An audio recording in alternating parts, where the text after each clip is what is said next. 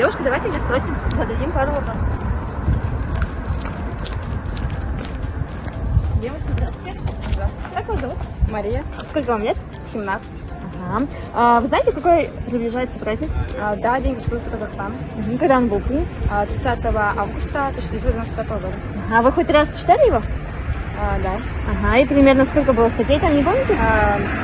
99, 100. 99, супер, молодцы, хорошего вам дня, до свидания.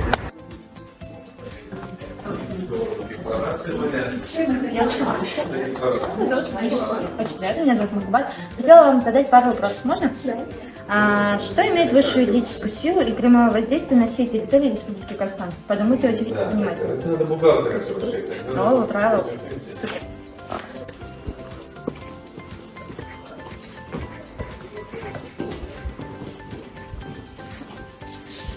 Девушка, здравствуйте. Здравствуйте.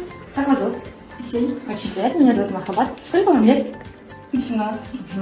Хотела бы задать вам пару вопросов, можно? Да? Вы знаете, какой приближается скоро день, праздник? День Конституции. Да, правильно. Можно задать вам один вопрос? Кто является единственным источником государственной власти? Государственной власти. Народ.